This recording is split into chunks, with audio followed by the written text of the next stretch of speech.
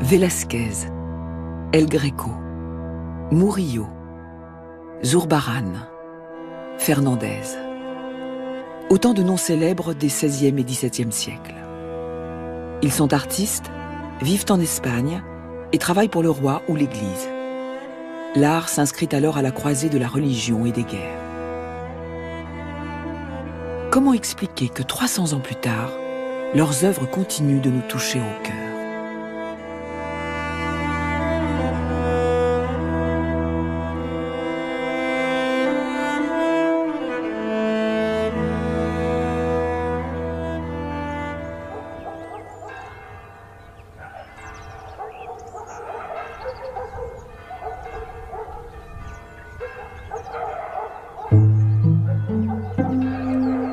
L'Estrémadure, dans la partie sud-ouest de la Meseta, en Espagne, est une région inhospitalière.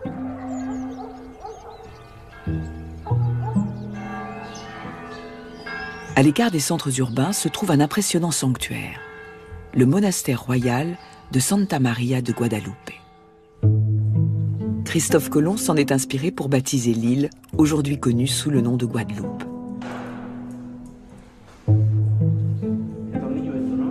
De retour au pays après une traversée sans encombre, les marins reconnaissants font des offrandes d'or, d'argent et de pierres précieuses à la Vierge Noire de Guadalupe, leur butin récolté en Amérique. Voici la salle de la Vierge, un espace qui lui est entièrement consacré et qui abrite sa statue. Elle se trouve dans ce cabinet. Cette salle a été construite à la fin du XVIIe siècle et décorée au XVIIIe. Comme vous le voyez, elle est de style baroque.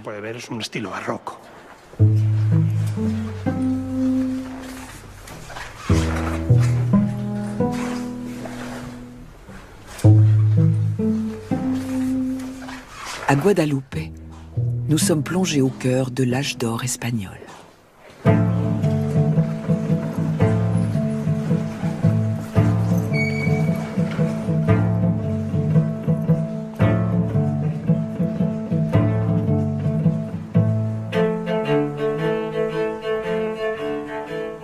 La sacristie du monastère. Au milieu du XVIIe siècle, les moines hieronymites décident de la doter d'un riche décor. Ils font appel au peintre Francisco de Zurbarán. Tout est resté en l'état. Je viens ici tous les jours. Et ça fait plus de 30 ans que je suis dans ce monastère.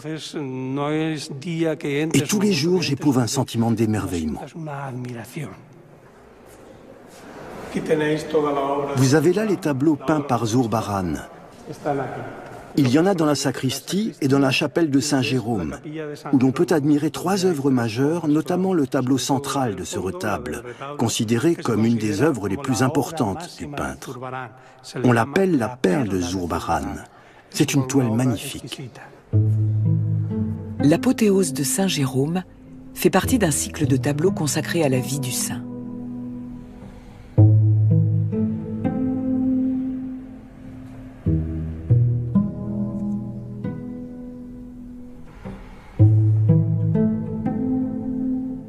Zurbarán est surnommé le peintre des moines.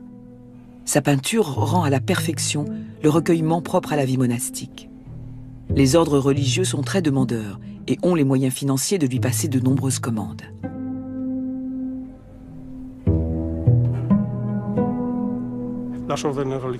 À l'époque, les ordres religieux sont très puissants et passent d'innombrables commandes.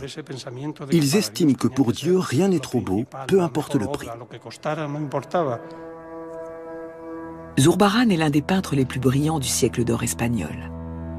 En 1631, il reçoit commande d'un retable monumental pour le collège dominicain de Séville. L'apothéose de saint Thomas d'Aquin mesure presque 5 mètres de haut. Chaque visage constitue un portrait à part entière.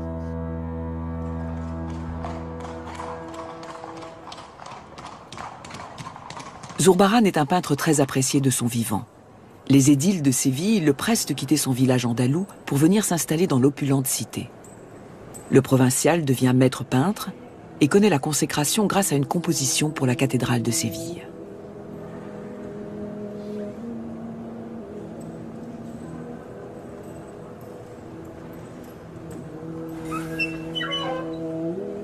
Zurbarán respecte à la lettre les exigences de ses commanditaires, eux-mêmes tributaires du programme iconographique du Vatican.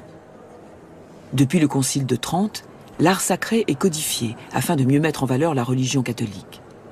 La peinture doit exprimer le recueillement, la pureté, l'ascétisme.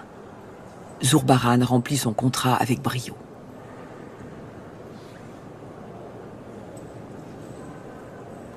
Loin d'être bridé par ces règles, il réussit même à créer des œuvres très personnelles et d'une grande originalité. Vers 1650, il peint Saint Luc en peintre devant la crucifixion. On suppose qu'il se représente lui-même sous les traits du saint, à côté du Christ en croix. À la main, sa palette et ses pinceaux. Le peintre en recueillement. On a l'impression de contempler l'âme de Zurbarán. Le public d'aujourd'hui est encore sensible à ce moment de paix intérieure.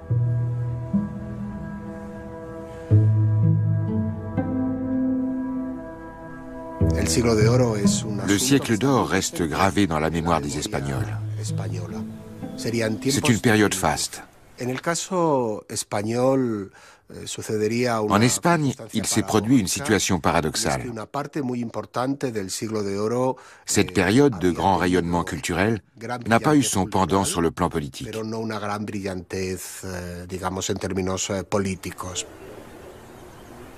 Au XVIe et XVIIe siècle, dans l'Empire espagnol, le catholicisme est la religion d'État. Les monarques qui se succèdent cherchent à la préserver ou l'imposer dans les territoires conquis. L'art ne sert pas seulement la propagande de l'Église, il sert aussi celle de la couronne. Au milieu du XVIe siècle, Philippe II, surnommé le roi catholique, fait construire dans la région de Madrid le site de Saint-Laurent de l'Escurial. L'ensemble, composé d'un monastère et d'un palais, est un modèle de sobriété et d'austérité à la gloire de l'ascétisme. Philippe II, fils aîné de Charles Quint, a hérité d'un immense empire. Les colonies d'Amérique, les Pays-Bas, la Bourgogne, la Sicile, la Sardaigne, Naples, Milan. L'Empire espagnol est un empire bureaucratique et géré à distance, comme on peut le constater aux centaines de milliers de documents expédiés aux quatre coins du monde.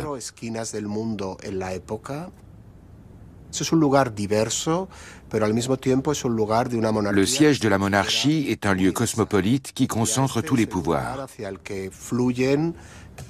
Et c'est vers ce centre de décision qu'accourent de toutes parts de nombreux peintres en quête de renommée.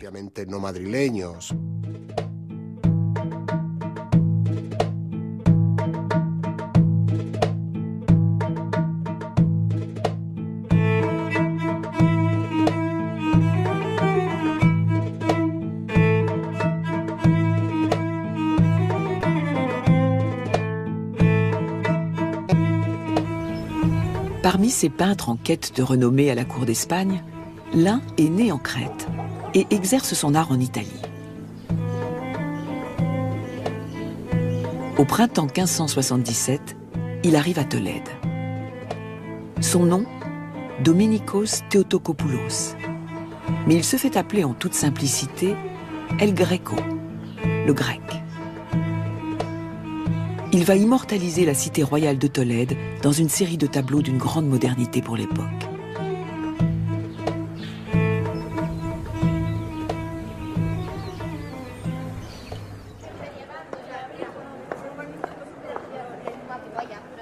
El Greco fréquentait une église paroissiale de la vieille ville.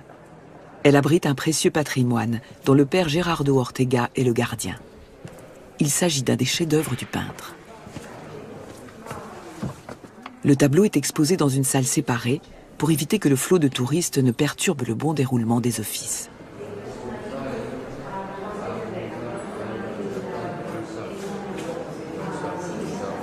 Il s'intitule « L'enterrement du comte d'Orgaz ».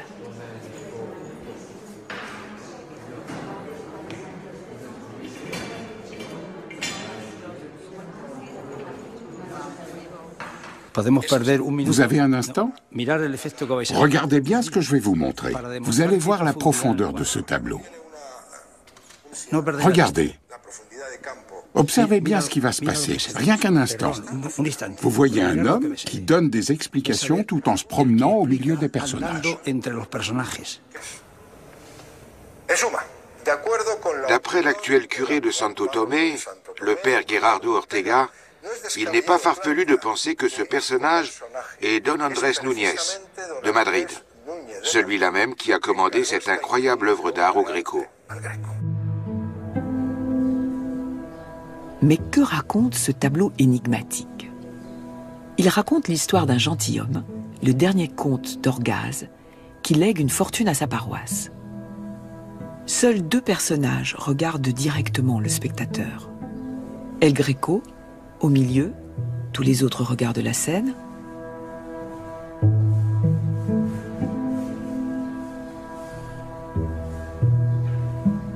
Et un jeune garçon. Lui aussi nous regarde.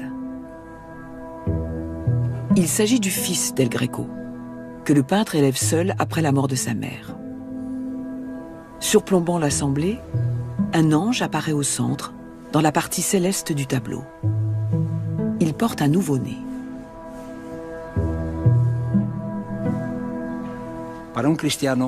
Pour un chrétien, la mort n'est pas la fin.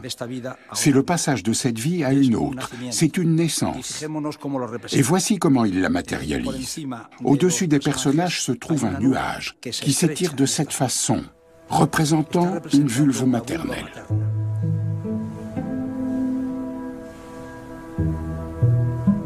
L'âme, emportée par un ange, est comme enfantée en passant de la terre au ciel. C'est pourquoi la mort est une mise au monde, une naissance. Parmi les personnages célestes, El Greco fait aussi figurer le roi Philippe II. On le reconnaît facilement à son teint pâle de Habsbourg. El Greco l'a peint parmi les saints en signe de respect, et parce qu'il veut lui plaire en tant qu'artiste. Le peintre réclame 1200 ducats pour son tableau, ce qui déclenche une polémique. 2 experts sont mandatés. Ils évaluent la toile à 800 ducats. L'archevêché est finalement saisi du litige. Le curé de Santo Tomé a dit au Greco que la paroisse n'avait pas d'argent pour le payer. Alors le peintre a insisté auprès de l'archevêché de Tolède et a menacé de saisir les autorités romaines. Une nouvelle évaluation a été décidée. 2 nouveaux peintres l'ont estimé à 1600 ducats. El Greco a fini par se demander s'il verrait un jour son argent. C'était de la folie, une pareille somme.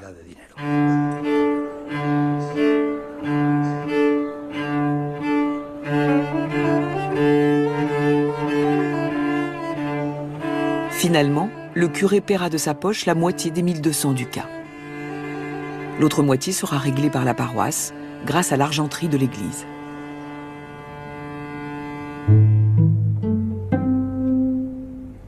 Le clergé de Tolède, séduit par la personnalité du peintre, lui confie de nouveaux contrats. El Greco s'installe dans la ville, qu'il magnifie dans un autre tableau. Il ne réussira jamais à se faire une place à la cour d'Espagne. Le style particulier d'El Greco, qui signe ses tableaux du nom de Dominikos Theotokopoulos, avec ses corps aux formes maniéristes, longilignes et ses couleurs crues, n'est pas du goût de Philippe II. Mais cela plaît aux autorités ecclésiastiques. La spiritualité intérieure serait ainsi mise en évidence.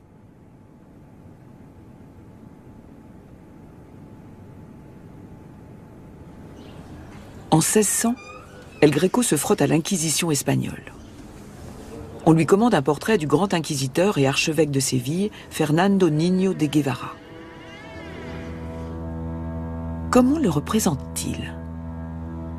Assis en majesté ou s'agrippant aux accoudoirs? Un mélange de brutalité, de pouvoir et peut-être de doute intérieur. Le grand inquisiteur d'Espagne est nommé par le pape et sert le roi. Son rôle est de lutter contre les hérétiques et de défendre la religion catholique. L'Inquisition espagnole a pour objectif de renforcer les pouvoirs de l'Église, mais aussi la monarchie.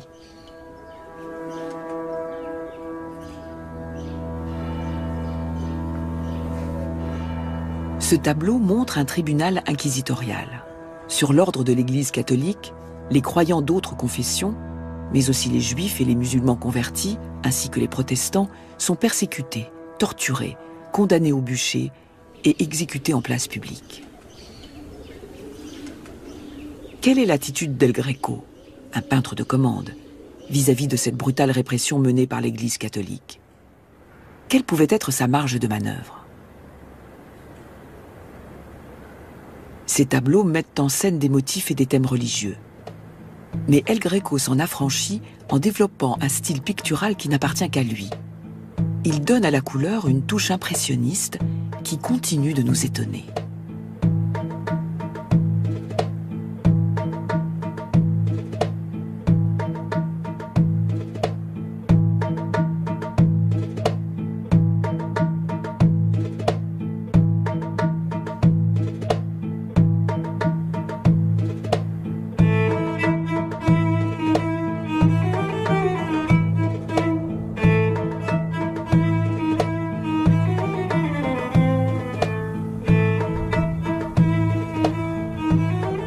L'âge d'or de la peinture espagnole coïncide avec celui de la littérature.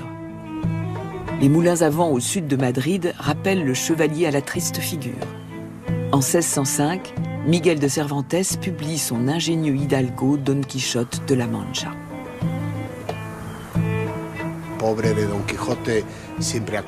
Ce pauvre Don Quichotte se bat contre des moulins à vent, qui sont non pas des géants, mais des moulins.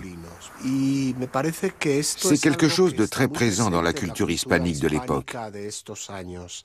Le mélange des idéaux classiques avec la vie pragmatique, terre à terre, avec les réalités très concrètes. C'est pourquoi, même si on voit les Espagnols comme des Don Quichotte, je crois que nous avons aussi quelque chose de Sancho Panza. Le siècle d'or aussi a quelque chose de Sancho Panza. L'empirisme et le pragmatisme. Et ça transparaît d'une certaine manière dans l'art de Gregorio Fernandez.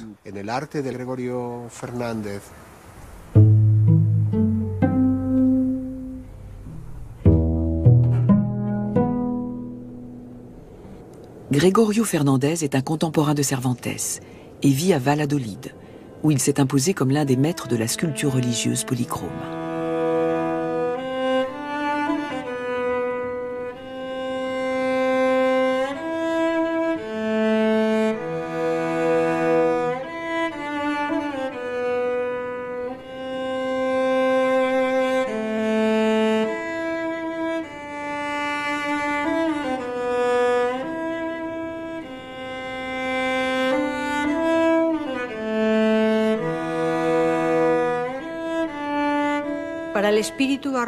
Dans l'esprit baroque, il était très important que l'image possède un degré de naturalisme extrême.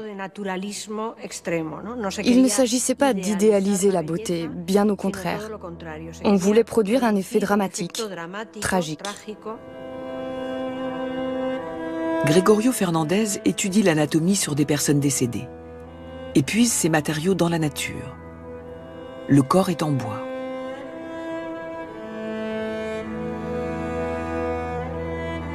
Les ongles des mains et des pieds sont en cornes de taureau.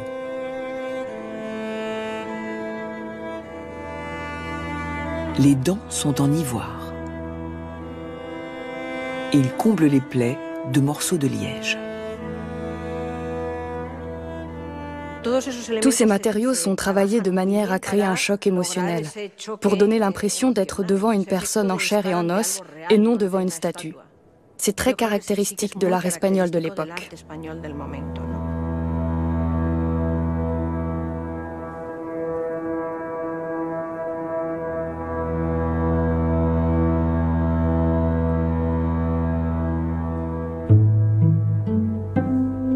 En 1606, Gregorio Fernandez installe son atelier à Valladolid. Sous le règne de Philippe II, la ville devient la capitale de l'Espagne pendant 5 ans. Les artisans, les artistes et les littérateurs suivent la cour royale dans l'espoir de trouver du travail. Les communautés religieuses leur emboîtent le pas. Gregorio Fernandez exécute des commandes pour les carmélites et les jésuites.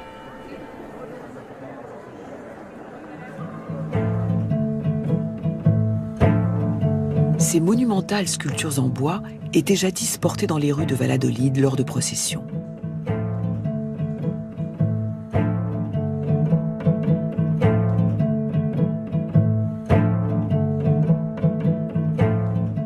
C'était l'unique occasion de les voir d'aussi près.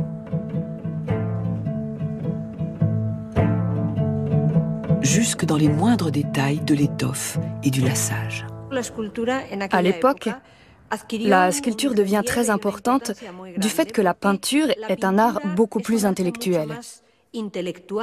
Un art qui joue avec les illusions. Comme le dit un prêtre du XVIe siècle dans un de ses sermons, la peinture est plus hypocrite car elle nous trompe. Mais la sculpture a une matérialité.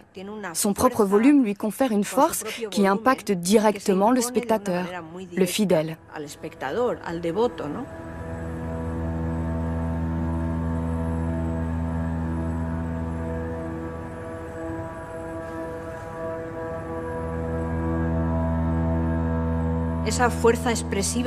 Pour l'Église, cette puissance expressive de la sculpture avait un plus grand pouvoir de séduction que l'image. La séduction était immédiate.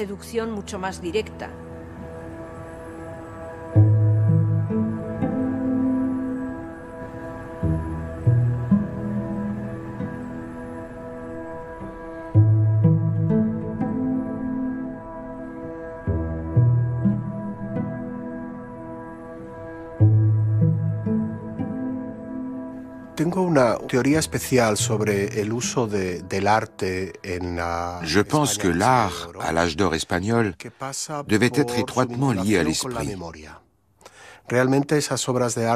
Ces œuvres d'art sont pensées pour provoquer un choc, une vive émotion chez le spectateur.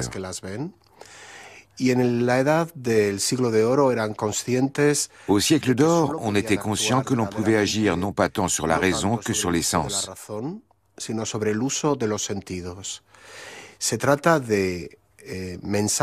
Les messages religieux qui sont envoyés sont très complexes et mobilisent tous les sens, la vue, le goût, l'odorat, à l'image des grandes cérémonies religieuses de l'époque, où les prédicateurs faisaient des sermons, mais aussi montraient des images, organisaient de petites représentations théâtrales et parvenaient à toucher les fidèles.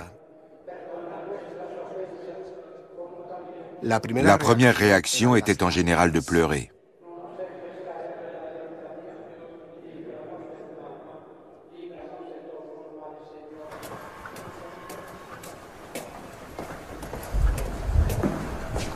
Frère Javier, franciscain au monastère de Guadalupe, veille sur les objets autrefois utilisés lors des cérémonies religieuses.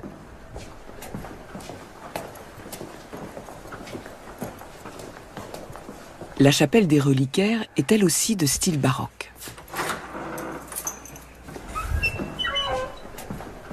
Encore aujourd'hui, quelques-unes des précieuses reliques sont sorties pour les grandes occasions.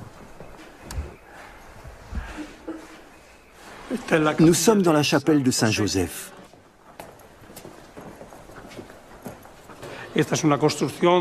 Elle a été construite au XVIe siècle et décorée au XVIIe. Tous les meubles, ses coffres, ses bustes, bras et mains, renferment des os de martyrs. Enfin, ce qu'il en reste, puisque le monastère a été abandonné au XIXe siècle, sans parler des troupes napoléoniennes qui l'ont pillé. Alors, certaines reliques ont été endommagées, d'autres perdues. On a là également une pièce très intéressante. Il s'agit de la couronne de la Vierge. Elle est toute en platine et en pierres précieuses. Diamants, rubis, platine, elle pèse 6 kilos. Ce manteau est entièrement fait de perles. Il a été brodé par les moines. Ils élevaient les vers à soie, préparaient le fil, faisaient venir les perles d'Amérique et réalisaient ces merveilles.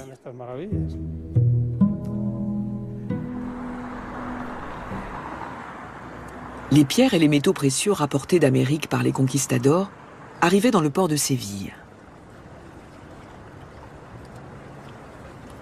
La tour de l'or se dresse encore sur le Guadalquivir, le fleuve qui traverse la ville. À partir du XVIe siècle, c'est là qu'on entrepose le butin en provenance du Nouveau Monde.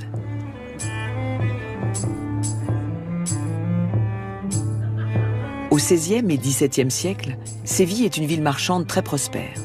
Elle détient le monopole du commerce avec les colonies.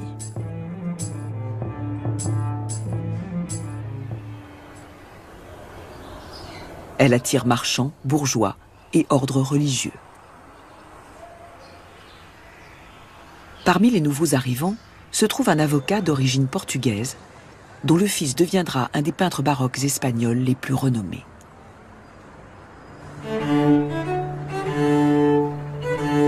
Diego de Rodríguez de Silva y Velázquez voit le jour à Séville en 1599. Les Ménines est l'une de ses œuvres les plus célèbres.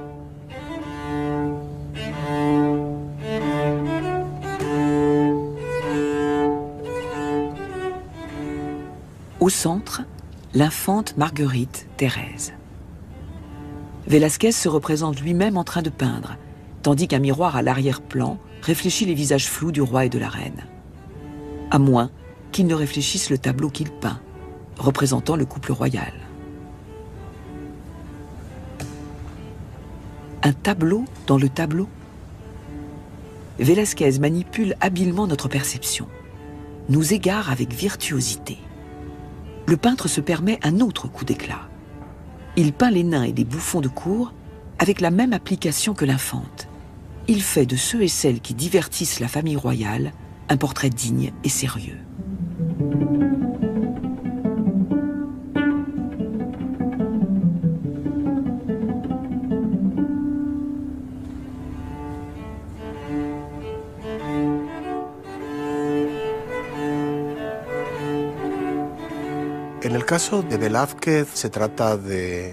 Velázquez est le peintre d'un roi et d'une monarchie. Sa peinture aborde la question de la représentation du souverain. D'un côté, elle touche à un thème très important à l'époque, à savoir celui de l'artiste comme peintre de cour dans son rapport avec son commanditaire. Et d'un autre côté, elle nous renseigne sur le rôle de l'artiste au service du roi. C'est une peinture très complexe. Elle reflète à la fois la vie quotidienne de l'artiste, son utilisation comme agent de la propagande royale et finalement la réalité de la monarchie.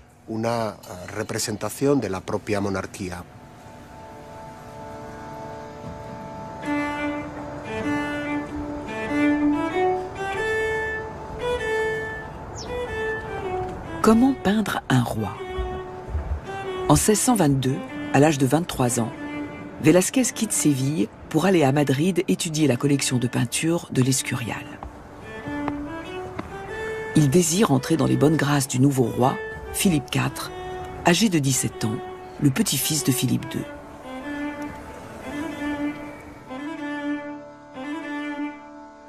À l'Escurial, Velázquez admire des chefs-d'œuvre de l'art flamand et surtout italien, qui seront pour lui source d'inspiration.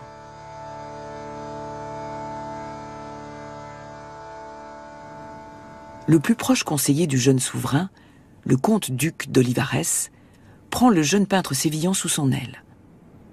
Ensemble, ils façonnent ce que l'on appellerait aujourd'hui l'image du roi.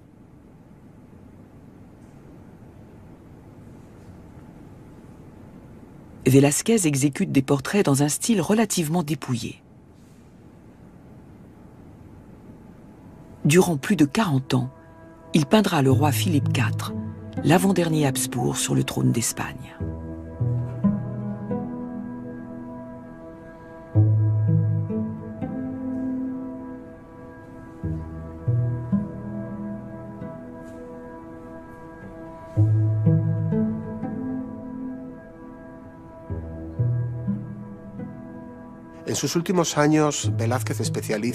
Les dernières années de sa vie, Velázquez se consacre au portrait du monarque, de sorte qu'un lien très particulier s'établit entre le souverain, la monarchie et le peintre.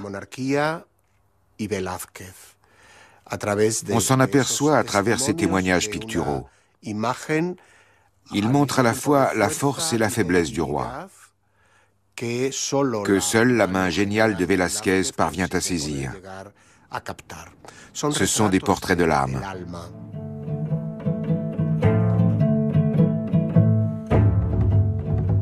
Mais le roi est aussi un seigneur de guerre. Soucieux de maintenir l'hégémonie espagnole dans le monde, Philippe IV pratique une politique impérialiste. Il déclare la guerre à l'Angleterre et à la France. Il soutient ou impose le catholicisme pour souder tous les royaumes. Lors de la guerre des Flandres, qui dure plus de 80 ans, l'armée espagnole tente de résister à la volonté de sécession des provinces protestantes des Pays-Bas. Philippe IV n'hésite pas à utiliser la peinture pour glorifier ces batailles. Dans le tableau intitulé « La reddition de Breda », Velázquez illustre la victoire provisoire des Espagnols sur les Hollandais.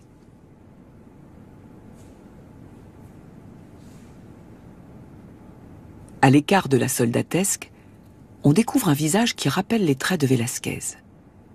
Mais s'agit-il de lui?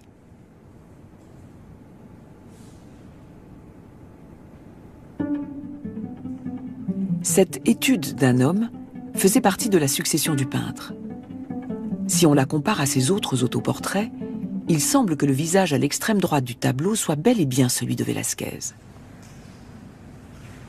Les tableaux de Velázquez, dont la reddition de Breda, sont exposés depuis le XIXe siècle au musée du Prado à Madrid. Mais la notoriété de l'art espagnol a dépassé les frontières il y a à peine un siècle.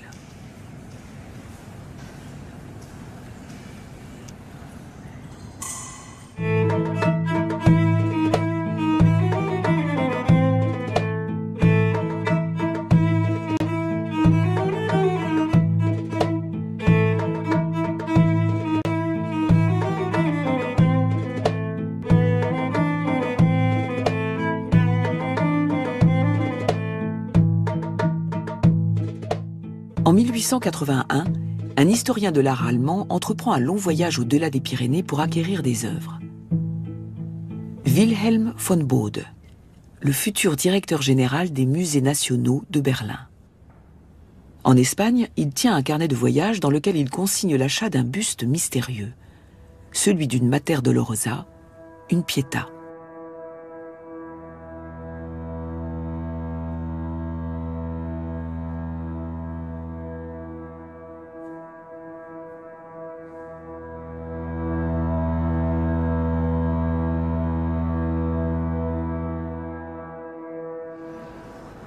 Son journal de l'année 1881 est précieusement conservé aux archives centrales des musées nationaux de Berlin. Je crois qu'il a écrit quelque chose sur la sculpture. Regarde, là. Là, il est à Valladolid. Il se rapproche lentement du nord.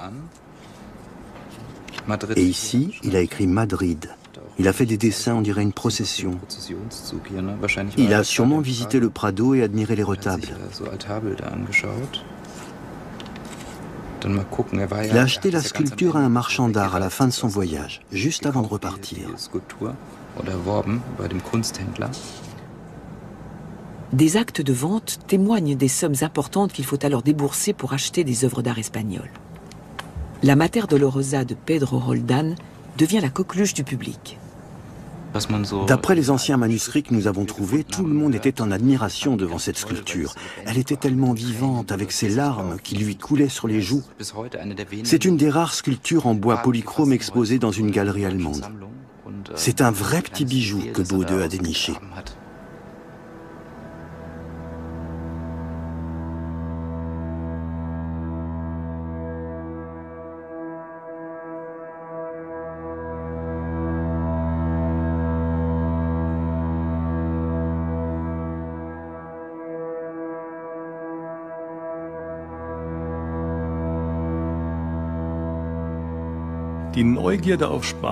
Cette curiosité pour l'Espagne était sans doute due au fait que, disons les choses un peu crûment, l'Italie avait été complètement pillée. Après 1870-71, toute affinité avec la France avait disparu. C'était devenu un pays ennemi. Alors les historiens de l'art sont allés voir ailleurs.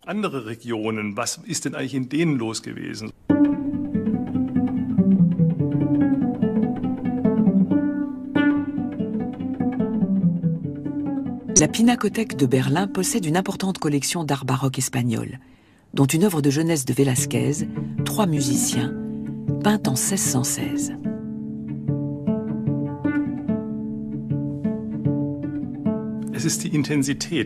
L'art baroque a une intensité, une intimité, une immédiateté.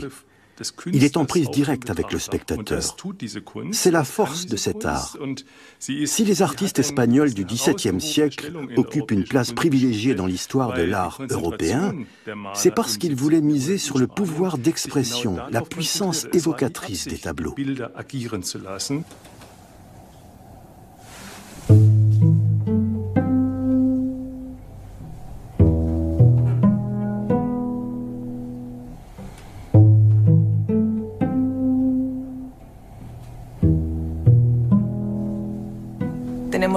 Nous avons des dessins de Madrid, des dessins de Séville, de Grenade, de Valence.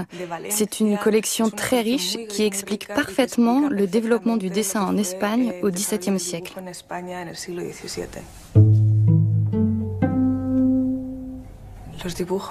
Les dessins ont un côté magique. Ils sont l'expression de la pensée de l'artiste. L'artiste est seul devant une feuille blanche ou de couleur, comme ici. Il est seul avec son idée, sans être tenu de réaliser le souhait d'un mécène, d'un commanditaire.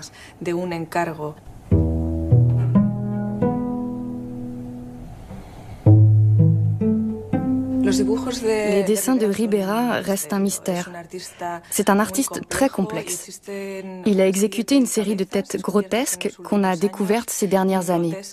À notre connaissance, elles n'ont été dessinées que dans un seul but, le plaisir de l'artiste à laisser libre cours à son imagination avec de nouveaux scénarios.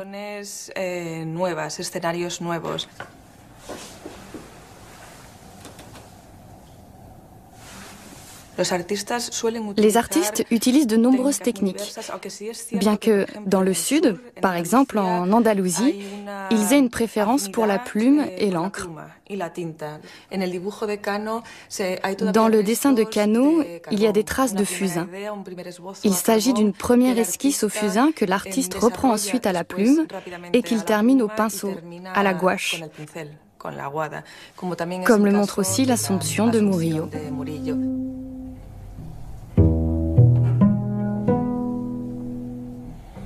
Le dessin de Murillo comporte une particularité. Il est signé Murillo tout en bas de la feuille. L'artiste considérait donc ce dessin comme une œuvre à part entière.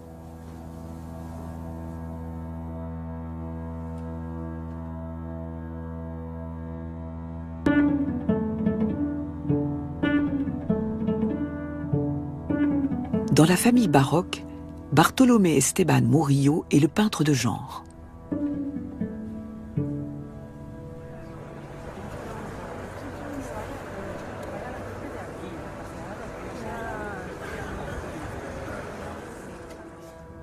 Dans les rues de Séville, il observe des enfants, des marchands, des artisans.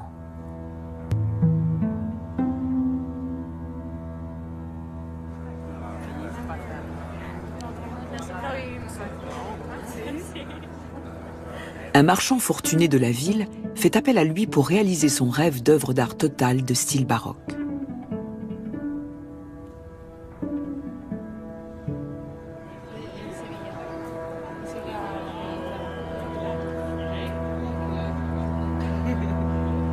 Murillo est un vrai Sévillan. C'est le fils d'un chirurgien barbier.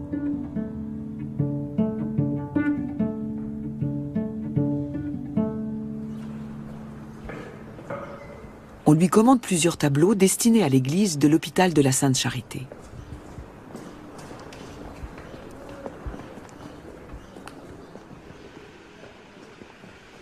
Comme il y a 300 ans, l'hôpital est aujourd'hui financé par les riches notables de la ville. Il est le siège d'une confrérie religieuse qui vient en aide aux personnes âgées, isolées et démunies.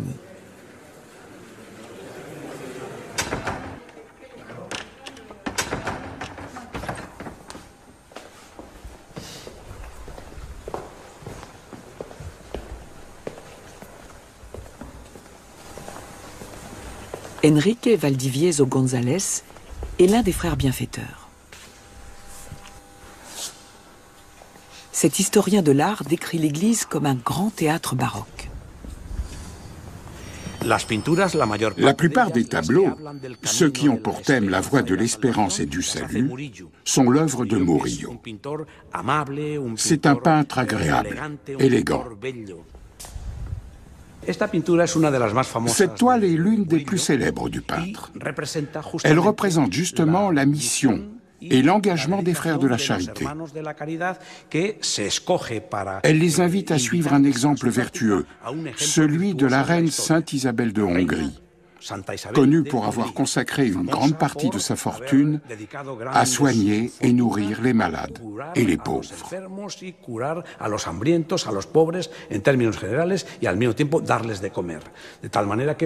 Ce tableau illustre l'exemple que doivent suivre les frères de la charité. Soigner et guérir les pauvres. Ici à l'hôpital, et ensuite, comme on le voit dans la scène à l'arrière-plan, partager leur table avec eux.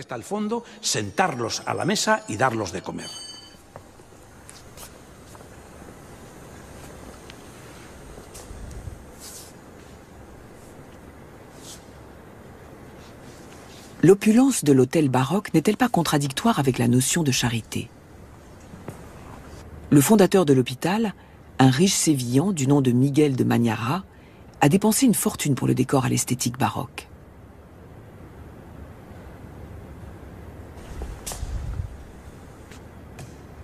La vocation de ces œuvres est de conforter les frères dans leur serment d'exercer l'amour du prochain. Toutes les sculptures, tous les tableaux, l'ensemble des éléments décoratifs de l'église ne sont pas à considérer comme des ornements. Ils transmettent un message et une idéologie.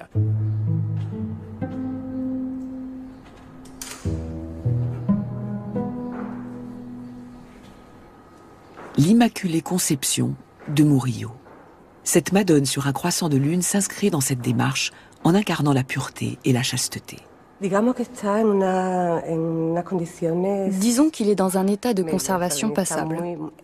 C'est normal pour une œuvre du XVIIe. Même si elle a été exposée dans de bonnes conditions, elle nécessite de temps en temps une remise en état. Le vernis jaunit avec le temps, il s'oxyde et il faut commencer par l'enlever. Rien qu'en faisant ça, le tableau prend vie. Mais il faut aussi fixer la couche picturale pour éviter qu'elle ne se détache et éliminer les repeints qui ne se voient pas toujours à l'œil nu.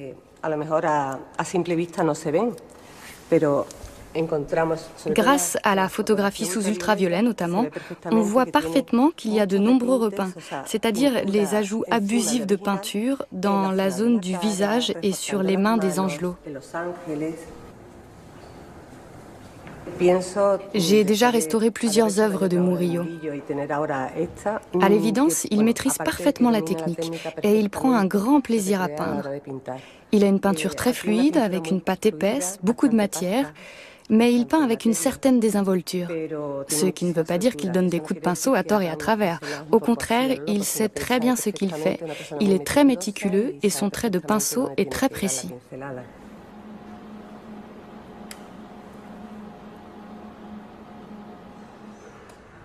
À l'hôpital de la Sainte Charité, Murillo côtoie un autre peintre qui rappelle aux frères leur devoir de générosité avec des images plus macabres. En 1672, Juan de Valdés Leal peint un tableau intitulé Finis Gloriae Mundi, fin de la gloire terrestre.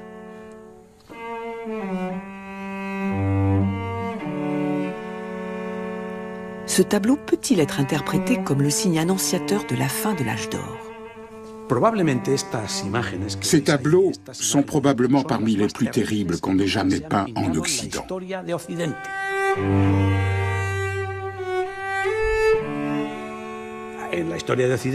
Ils appartiennent à un genre pictural appelé vanité. La vanité nous rappelle ce qu'on vient d'évoquer, la brièveté de la vie, l'impossibilité d'accumuler les plaisirs, les jouissances. Naturellement, pour impressionner les frères de la Sainte Charité, il peint cette effroyable mort qui élimine l'être humain. Elle lui ôte la vie, mais aussi le pouvoir, la richesse, la beauté, les plaisirs sexuels, tous les plaisirs. Le tableau représente une balance. D'un côté, les 7 péchés capitaux. Le bouc symbolise l'avarice, le chien, la colère, le paon, l'orgueil. Sur l'autre plateau de la balance, les vertus chrétiennes.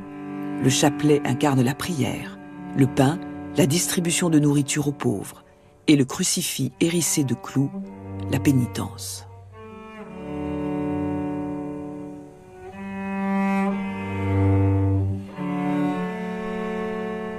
Paradis ou enfer? La main qui tient la balance est celle du Christ.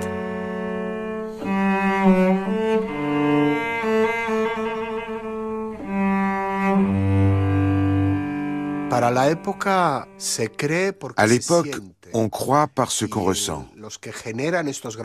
Et ceux qui conçoivent ces vastes programmes iconographiques ont une véritable stratégie de communication. Nous devons imaginer que nos souvenirs sont liés à la douleur, à l'expérience de la souffrance, à travers les sens. À l'époque, on croyait que c'était la seule façon d'émouvoir les gens.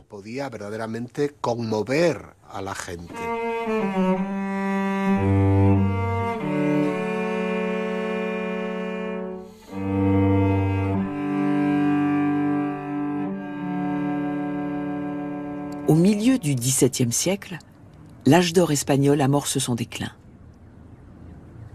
Le Guadalquivir s'ensable et Séville perd son monopole commercial avec les colonies.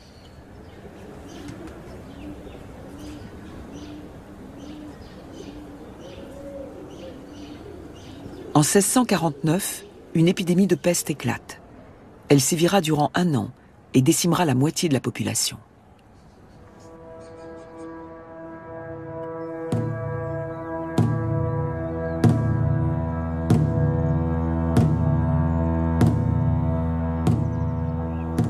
À Madrid, la monarchie s'affaiblit. Philippe IV est le dernier souverain espagnol à gouverner un empire.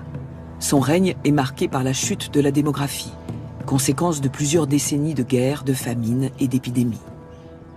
Les conflits territoriaux et religieux ont vidé les caisses de l'empire et entraîné une série de banqueroutes.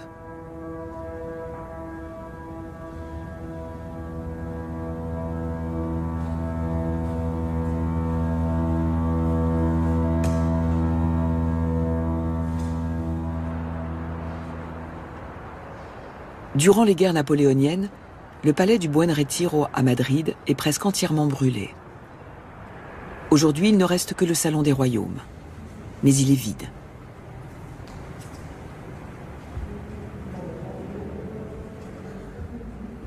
Le décor original du plafond évoque l'époque où l'Espagne dominait le monde et possédait de nombreux royaumes. Le Mexique, la Sicile, ou les Flandres, entre autres. Certains des tableaux dont nous avons parlé ornaient jadis le salon des royaumes. Des tableaux de bataille grand format ou des portraits de la famille royale, peints par Velázquez ou Zurbarán.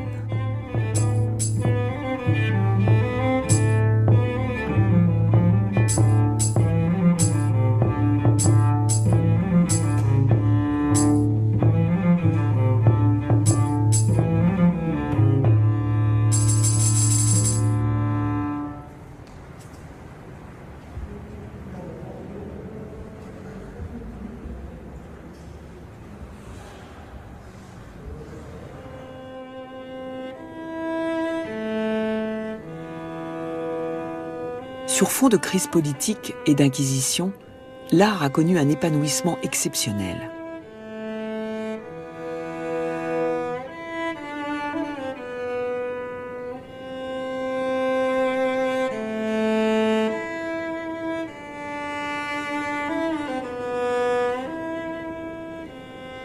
La monarchie moribonde l'a-t-elle utilisé comme un moyen de jeter ses derniers feux?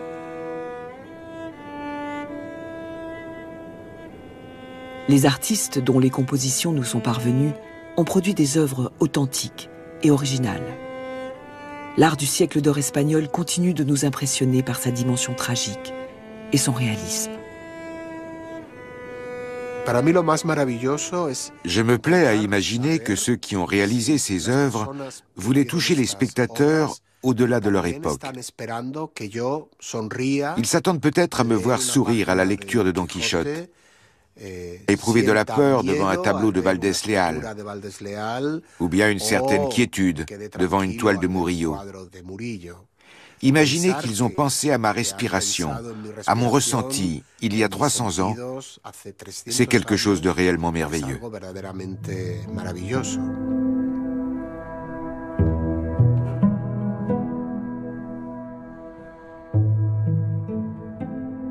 La seconde moitié du XVIIe siècle voit toute une génération d'artistes s'éteindre. Lorsque nous pensons à l'âge d'or espagnol, c'est à eux que nous pensons. Aux exigences de leurs riches et puissants commanditaires, les artistes ont su ajouter leur touche personnelle. Une immédiateté qui témoigne de leur époque tout en restant intemporelle.